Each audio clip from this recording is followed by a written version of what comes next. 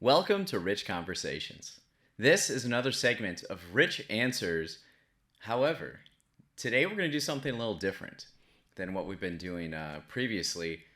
Today we're still going to answer a question, but instead of it coming from past guests, it's going to come from what I've been hearing or been asked about the last week, and that's how was your trip to Miami? So let's get into it.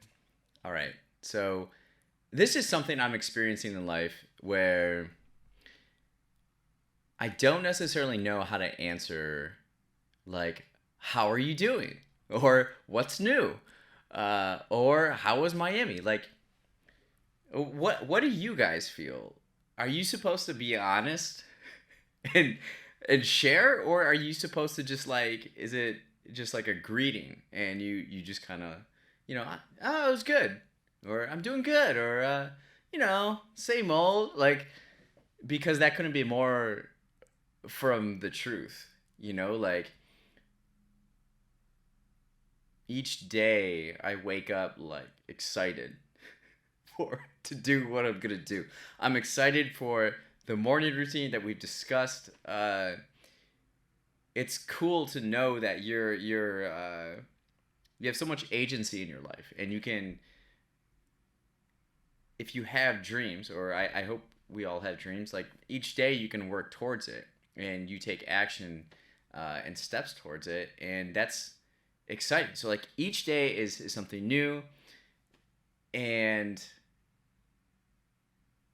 like each day and each week, like life is new and things are new, and so I don't really know how to answer those, but so instead I thought, here we have an opportunity to talk more about our trip to Miami and talk about it more in depth, so that if people do want an expanded version of the summary of my trip to Miami, they can watch it on YouTube or they can listen to it on the podcast. So why don't we do that? Miami. So we went to Miami. I first went to Miami in like 2010, and I was 21, and it was actually for like, so I was in a fraternity in college, and we sent me and two others to leadership school, which took place on this cruise where there's like classes on the cruise, and we stayed in Miami for like 1 or 2 nights. But so long ago, I got an impression of it. But let's say last year in May, uh, Ken Ferguson and Matt Bones and I went to Miami, and this was the first trip we took since COVID, and so it was like pretty new to us. And Ken first approached me with the idea of like, "Hey, you want to take a trip somewhere?" And I was like, "Where are you thinking?" He's like, "Miami," and I was like, yeah, yeah," because Miami too. Now, a couple things are happening where I'm like, and this is what I told people on the trip in Miami is like, uh, in Chicago, I don't mind. I actually kind of love the harshness of the Chicago winter, where in especially like early February, there's like a 2 week stretch where it's just like below 20 degrees, and just like, just oh man, it's tough. Um, well, I actually kind of enjoy that because it presents a lot of opportunity for solitude outside, especially like, imagine yourself, which this is what I've done numerous times, is like go downtown and there's no one out, and it's like 5 p.m., right, and I'm in Millennium Park, and I just like smoke a cigar, and I'm the only one there because it's so cold, and you have this intimate relationship with the building and the city, because it's so cold. And same thing on the, like if I'm taking a walk on the lakefront path by the lake, it's just like there's no one out there. And in the city of over, the city itself of over 3 million people, it's like that experience is really enjoyable to me. However, it is like, it's the spring, the like transition to summer where it's like 30 to 50 degrees and gray every day for 2 months. And that's what I have the most trouble with. So I've been wanting, and this is since like 2017, I've been kind of doing this where I take a trip somewhere warm every year. And last year was Miami, and again, I was like, Miami. So I'm looking for snowbird kind of locations or places to kind of build a relationship with in life um, every year. And every year you look forward to that time. So I've been scouting. I didn't have to scout too long, I don't think. I just like, and we'll probably get into this a little bit, but I'm more interested in Miami and the Caribbean than I am the Southwest. And logistically, from Chicago, it's like a 3 hour flight. Um, the Latin culture there is like so strong and so prevalent. It's like the capital of the Caribbean. It feels like there's so many different types of people, and another thing too is conversations we've had with other people in different industries, and my own like kind of research and uh, observations, ears on the ground, eyes in the sky. uh, a lot of cool stuff is happening in Miami, and it seems like a lot of forward thinking is being embraced there, and I think it's gonna play a pivotal role in the 21st century, especially it being probably the first American major American city that has to make moves to address the effects of climate change. So all eyes, I feel like, are on Miami, but they're embracing innovation and creativity and just like new ways of thinking, and that's attracting. I want to um, experience it and see it firsthand, kind of what's happening. So all these kind of factors are leading into it, and just the fact, just like being somewhere where it's like every day 80 degrees, sunny, like you don't have to worry about it. Like there's water and beach. It's and great nightlife. Like that's a pretty strong argument right there. So that's how we decided to go to Miami, and I'm very fortunate, very grateful that I have a friend who lives in Miami. Unfortunately, I didn't get to spend time with him because he was on a business trip out of town. So I was in his place in Miami Beach for a week, and when I got there, uh, it's pretty nice. So it's like on Miami, it's in Miami Beach on the beach. Honestly, like what my favorite thing of if we're talking about like things to do, my favorite things to do, it's like my morning routine every day is like my favorite part of the day, and I love doing it. And the version that I'm on now is an extension of what I did in Miami last year. Where like last year at the Airbnb, I'm just like sitting out in the courtyard with like palm trees. Palm trees to me, and I've asked people, I've met a bunch of Miamians there. What are the, this is a dumb question, but I asked what they thought about oak trees. Because to me, like an oak tree has a lot of symbolism, and it's representative of where I live, and I see it, and what palm trees means to them. Because to me, coming from Wisconsin and the north, uh, it's like a symbolism of relaxation and revitalism. I think that's a word, revitalism, or vacation, tropical fun. So being around palm trees, and then just like the weather, being able to be outside and just wear like shorts and a tank top. That's pretty cool. Where you don't have to worry. It's like the same weather all the time. You don't have to like strategically. You don't have to put more effort into what you are gonna wear for the day, because you kind of know. Whereas like I've discussed before, I purposely have like a restriction on colors that I wear. so that it limits my mental energy I expend in the morning when I'm selecting the clothing that I wear for the day. Um, but being out there and then just letting your mind wander. And at the time, this was like 11 months ago, like thinking or not thinking, just letting your mind wander with no like time limit, where you don't have to, you feel like you have to just do something right away, a vacation. And I've implemented that more into my routine where it's now like, it's just like a little bit more just being in the moment for a period of time during a inspiring time. So that being said, so morning routine in Miami, kind of doing the same thing, except now you got the ocean right there and the waves, and it was a little too loud. So what I would do is like keep the door open a little bit so I could hear the ocean, and then inside, there was an espresso machine, so I made espresso, multiple espressos. Everybody just like slamming these espressos, reading, writing, thinking and not thinking, and then finally getting to the day. How it kind of went,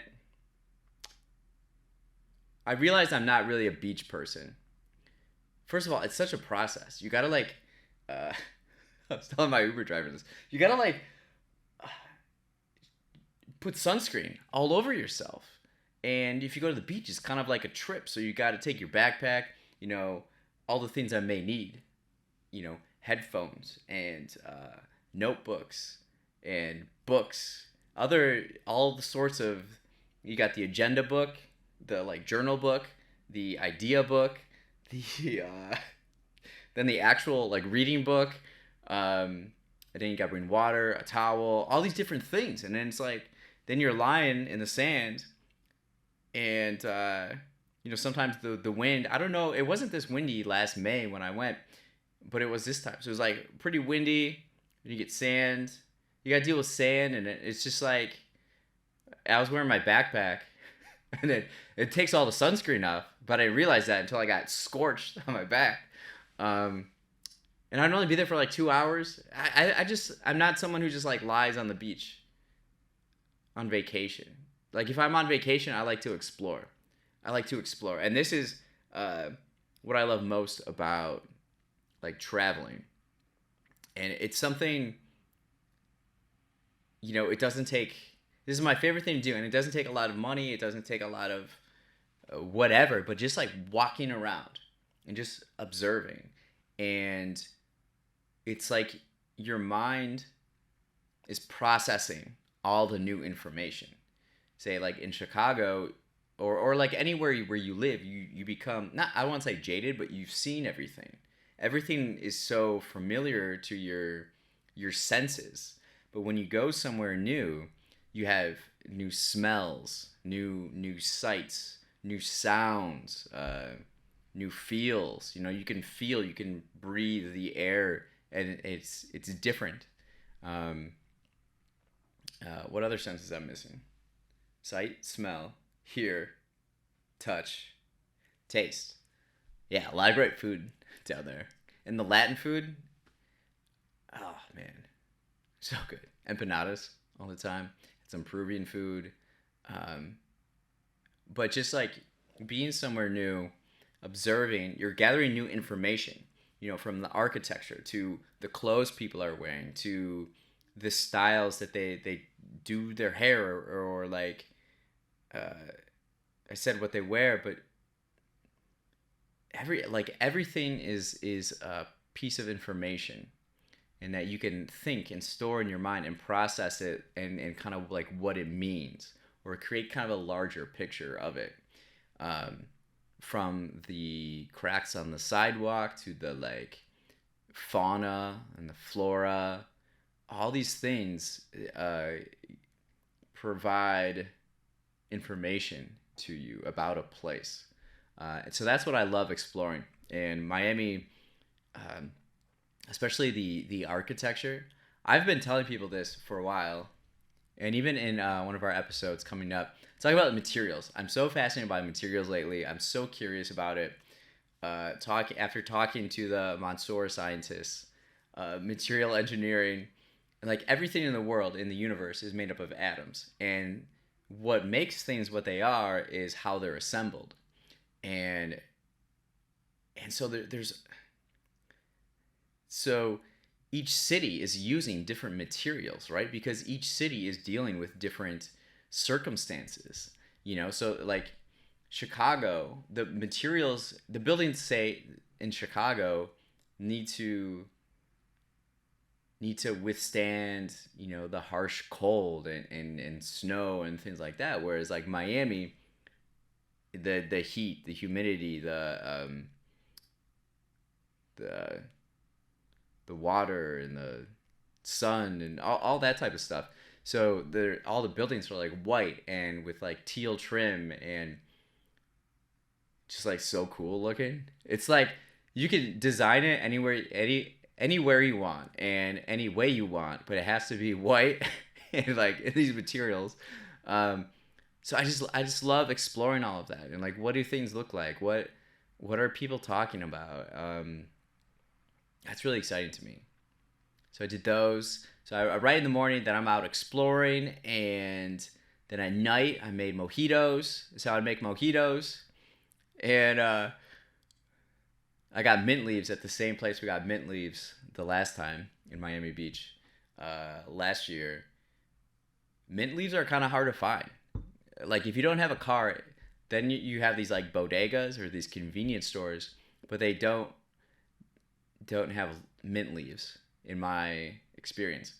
And then so I'd right in the morning go to the beach or go to the museum, the Science Museum, the Frost Museum, which now I've gone like 4 times in the last year because I get reciprocity with my membership at the Field Museum in Chicago. So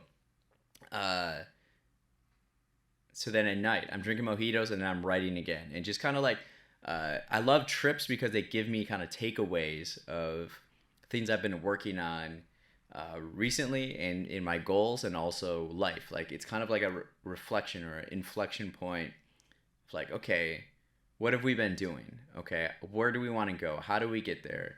And that's what I love most about trips and doing that. It's fun. So I'd be drinking mojitos, I'd be writing for like 2 hours, and I would have the NBA playoffs in the background on mute. So I'm like watching like everything that's going on. And then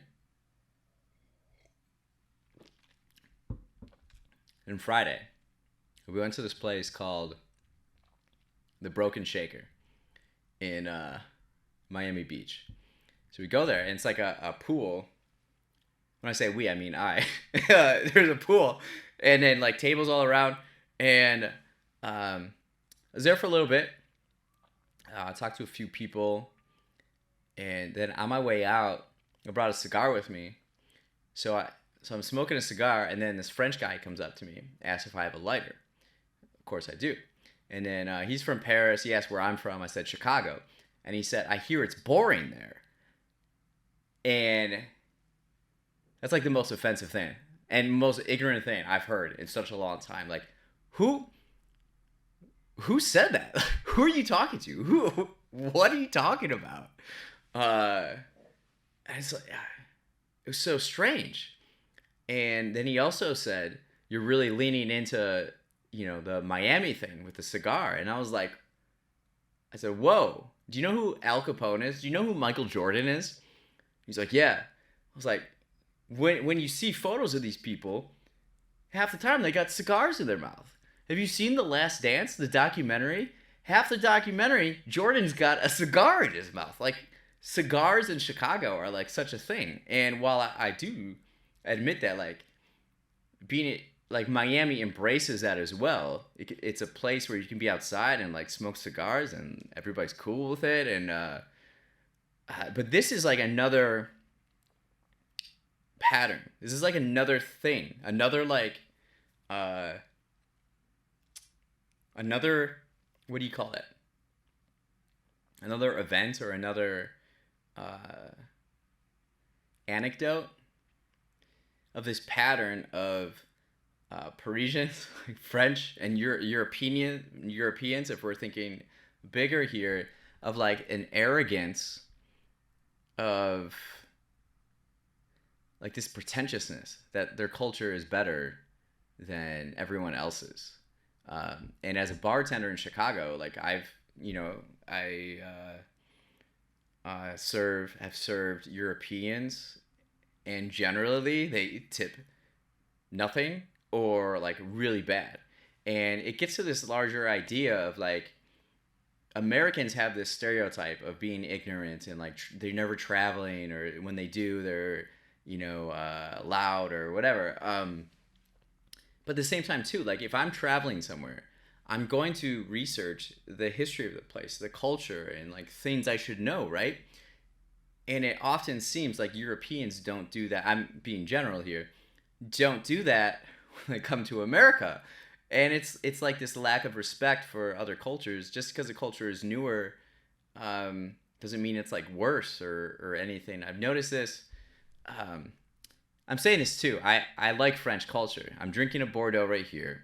The last live show I went to was at House of Blues, early April, for L'Impératrice. It's just like this kind of electric funk, just like kind of groovy music, and I enjoy. They've contributed so much, but it's also like too.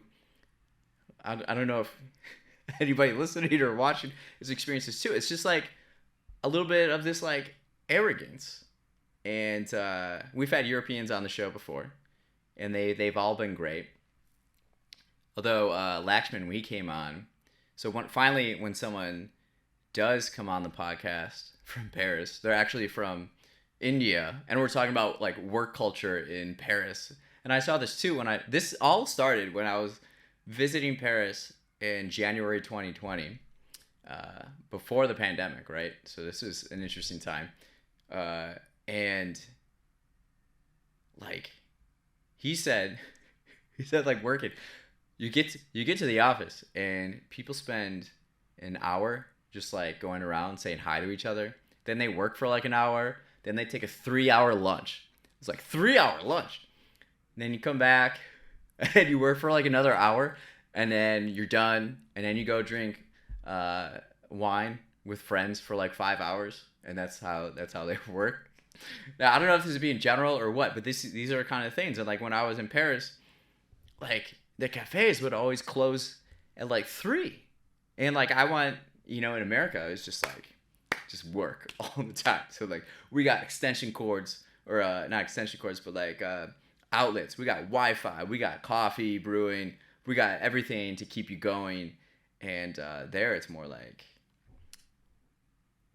pleasure and luxury and opulence and enjoying the finer things in life, smoking cigarettes and drinking wine outside. But I will say, like, if I'm drinking red wine, which I usually always prefer, I try to get a Bordeaux. This all being said, is like, so after I then just like switched conversations, and I talked to this woman who was actually backpacking through South America, and she was in Miami to get a new phone because she wanted like better photos for like her trip and stuff. And it was just interesting talking to her and her experiences. Colombia, Peru, Guatemala, Nicaragua. It was just a good night. And then what was this? But then I met some people. They were telling me about Little Havana and going out more in like Wynwood or Midtown, because that's where more of the Miamians hang out. Whereas like Miami Beach, where I was staying, there's a lot of tourists, and you can tell all the tourists. It's pretty obvious, and it seems like too. I mean, any kind of area that's has a lot of tourists, they play up like the culture. So there's all these fancy cars around, but I don't know if anybody actually owns them. I feel like they're like rented to give this like experience of like what what you hear in like rap songs or pop culture or images like that. So the next day I went to Little Havana, and Felipe Hernandez, who's been on the show, great friend, he was talking about Calle Ocho and going there. So I went over there, had a Cubano sandwich, and bought some cigars. I'm not gonna lie, I walked in, so there's all these like different shops. So this is known as like the Cuban neighborhood. So there's all these little cigar shops, and so I just decided to go into one of them because I did in my mind have the intention of buying cigars. So I go in, and I like don't know what I'm really looking at, and then of course like an attractive woman comes up to me and tells me about like these 3 cigars, and then what do you know, like those are the ones I buy. And then I gave some to Felipe, gave a couple to Felipe, and then I got coffee down there. I would drink espresso out at places. So there's a Cuban coffee spot, and they roast their own beans there. So I bought some coffee there, and gave some to Felipe. We tried some yesterday. That was a lot of fun. And then at night I went out to Midtown, and so this is kind of where we stayed. We stayed like in the Design District, Midtown, like a year ago. We went to this wine bar called Lapa. I don't even know how to say it. Lapa something, and it's like this outdoor patio with all these tables and then like trees and hanging lights, and it was so much fun. We went there like 3 or 4 times, and so I was like, I'm just gonna go there. And I go there, and it's just packed. I can't even sit down. So, had a glass of Bordeaux over there, and then we went over to this other spot called the Sylvester, and this was like our other like hang that we used to go to, and went like 3 or 4 times. It's this like Cuban retro cocktail bar, and they would have a DJ and just like bumping reggaeton and just bangers. And so I was there, I got a cocktail, and then I just like sat down, and I brought my notebook out, and I just started writing, and then people would just come up to me and start conversations. This was like at least 8 people came up. Like as soon as one conversation would end, then like someone else would come up, start a conversation, and one of those conversations was with a young lady, and then I was like, hey, we should hang out before I leave Monday night. So then we went on a date Monday night, but that's a little bit after this. Great time, great night, great vibes. Love that place. That's probably my favorite place in Miami to go out. Sunday, went to Fort Lauderdale, a whole trip, because I got a 7-day bus pass, and so I took the bus up from Miami Beach to like, I don't know, another spot north. That was like an hour and 15 minutes. And then I was meeting Shelby Thomas. We were going to record a podcast episode because she was in Fort Lauderdale for an event. So then I was like, okay, it's getting close on time. I got to get an Uber. So I took an Uber to Fort Lauderdale, like right on the beach, on the ocean. Turns out we missed each other. We like miscommunicated. So we just set it for the next morning that we would record in Miami, because she was meeting at the University of Miami with some people. So we stopped at the Frost Museum and recorded there. Fort Lauderdale, but my Uber driver on the way, she told me about this thing called the Bright Line, and it's like this high-speed rail that goes from West Palm Beach to Fort Lauderdale to Miami, downtown Miami, and that's how I got back. And it was like the most impressive trade, or it was so impressive. I was so impressed. It was like so well designed. It was so efficient. It was so clean and fast. I got from Fort Lauderdale to downtown Miami in exactly 35 minutes. And it was so smooth, and the service was incredible. Like, I was blown away. And getting back earlier to what we were discussing with observing everything around you, like the materials and the art and the architecture, and you get a sense of the place in a way. And I'm someone who's very interested in urban planning and just how a city functions as an ecosystem, and everything within it is interdependent.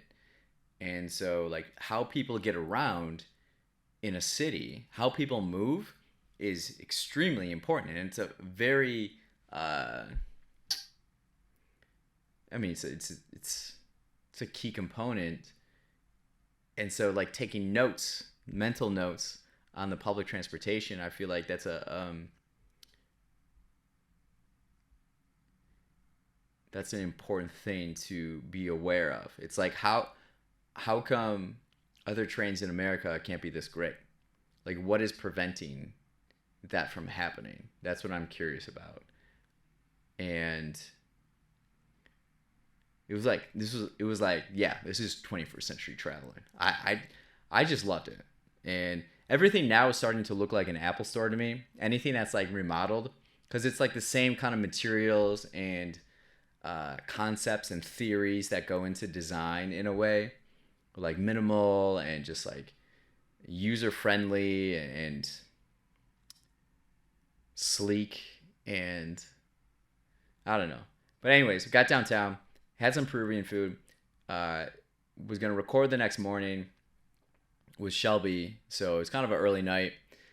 Next day, we go to the Frost Museum, and again, the Frost Museum is so cool. I love it, and it's not the Field Museum, but it's cool in its own way.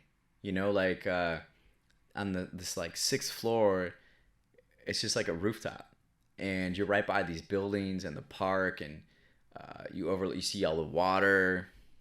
It's pretty great. The exhibits themselves, they're just like small, and they got aquarium, awesome aquarium, and just like sea life. They have alive things. The Field Museum has all dead things. We recorded there. That was so much fun. That was the last episode, episode 222. Check it out. Shelby is so awesome. She's so impressive, and her organization is doing incredible work. And I love more and more. And this is what I hope people understand. And this is why this is kind of like the crux. I don't know the definition of that word. So like this is like the main theme of the podcast is like understanding we are in the 21st century, and we have so many tools available to us that it's a matter of eliminating the distractions and using these tools to empower yourself to design not only the life that you want to live, but also the communities, working together collaboratively to create the communities you want to create in this century. And it's like working together to solve problems instead of coming up with excuses or looking to other people or authorities to create change or get things done. Like you can literally do it yourself, like, and work with other people, and we can do it. And we have so much, we have all the information available to us, right? Use our brains and our cognitive abilities to then make moves and do these things. And Shelby's doing that. She's embracing innovative thinking and sustainable revenue models. As far as like science goes, you're often limited. She was saying this as a scientist, you're often limited to like grants that are available through the government or through a corporation. But then a corporation, oftentimes they're just looking to write a check and check off a box of like corporate social responsibility and stuff like that. But like you're also then competing for those funds with organizations that are also doing great work and kind of like doing similar things as you. Like that's, instead of fighting and creating this culture of competition, it needs to be collaborative and open. So finding ways to generate revenue on your own that you can then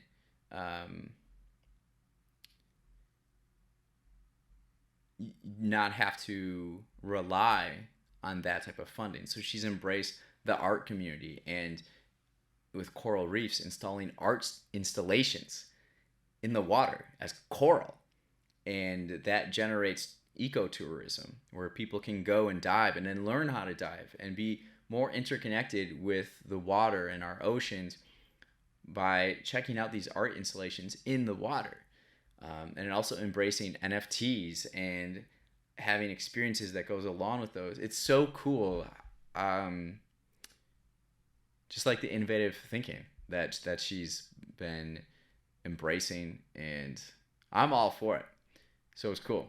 It was so cool because she's been on the podcast, episode 182, now 222, and that's what I hope for, like, guests too. Like, I want to meet everybody that I have on. Like, I'm so excited to have them on, and it's so much fun. Now, before this trip, this dates back a while. But anyways, I learned my AIM girlfriend from 7th grade lives in Miami. So I reached out to her, and we met up. So she picked me up at the museum, and we went to Key Biscayne, where she lives, and we caught up on the ride, and then we went to the beach there. And the beach there was different than, like, South Beach and Mid Beach. It felt like an isolated Caribbean island. The water was calm. There was, like, no seaweed. Water was really warm. There were palm trees. Whereas, like, the other beaches, it's just, like, a lot of sand. So it just felt so, I would say, more relaxing. And so we just, like, hung out in the water for a bit. And then we, like, left. And then I was like, wait a minute, let's go back in the water for a second. You know, like when you take a shower and then you get out, and then you're like, I think I'm going to jump back in for a little bit longer. That's what it was kind of like. But we caught up, and it was so much fun. We went over to her place and recorded a podcast episode. And we discussed, like, so this was the first time we met in person. And this has been 20 years in the making. Like, we were experiencing the internet at the forefront of it, of the social aspect of the internet, in, like, the early 2000s. Like, this is like 2000, 2001, 2002. And we experienced that together. We shared that together. And it was interesting. So we discussed this in the podcast episode of, like, how the internet was then, and the culture, and where it is now, and where is it going. And our generation as millennials is this kind of bridge between the analog and digital world, and where we're going, and we're, like, the first ones. And when we say first ones, we mean to experience it in our youth. Youth drives culture. And so in our youth, as millennials, we push kind of that culture forward. So it was really interesting. We had that conversation, just caught up on life, talked about life. That episode will come out next. And it was a lot of fun. And then Monday, we went out to a wine bar. Again, I had a date. I haven't gone on a date. I haven't asked anybody out on a date in, like, a year and a half. So, I don't know. I was in Miami. I was like, hey, why not? And so we had a great time. And then I went home Tuesday. And I've enjoyed the weather. I was talking about this on the trip too. It's like, talking to other, like, Miamians too. There's so much more to talk about in this episode of Rich Answers, but just, like, the culture, I experienced this too, like, being from the Midwest. I get so used to, like, my surroundings that it feels like, I don't want to say like a home game, but it's like now I'm someone in another city, and a lot of my recent travel experiences have been in, like, New York. And New York and Chicago culture are like pretty similar as far as the vibe and, like, what people are doing. But Miami's a little different, and Miamians that I talked to would bring up like the materialism aspect of it and like the showiness and things like that. Um, but also too, something we discussed is like the concept of time and reality. But on this trip, I couldn't tell if it went by slow or fast. Like I couldn't tell if the week felt like 2 days or like 2 months. And it seems to be like a common. We're kind of like getting out of COVID, or at least not in that intense time of COVID. But my like perception of time is distorted, and I don't know if it will always be that way. And like moving forward, it will always kind of like I feel like I experienced time differently before COVID, where there was never ambiguity. It felt like how it felt in a way. And now time feels like it can be anything. Like it can feel like infinite things at once. So, I don't know. That was it's an interesting thought. And but overall, trip was great, and I met awesome people. I had an awesome time. I got a lot done by not doing a lot in a way. A lot of it was writing, reflecting, and just evaluating uh, where I'm at, where I want to go, what things I have to do. We've been having a lot of scientists, engineers, physicists on, and I'm inspired by them to apply more of the scientific process to the things that I'm doing and creating systems and processes that can that I can observe the results and then change the variables again and just like keep tweaking and stuff. So I'm excited for that. Moving forward,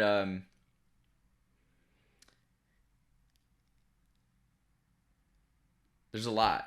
There's a lot going on in this whole trip or this last like week since I've been back. It's not been a full week yet, but it's been processing. And I often do that. I'll have like processing days where I just like it's like a different way to work in a way. You're getting work done, but you're not working. You're not like in the weeds. That's a term that we say in the service industry, in the weeds, right? You're able to like take a step back and then kind of see what's happening.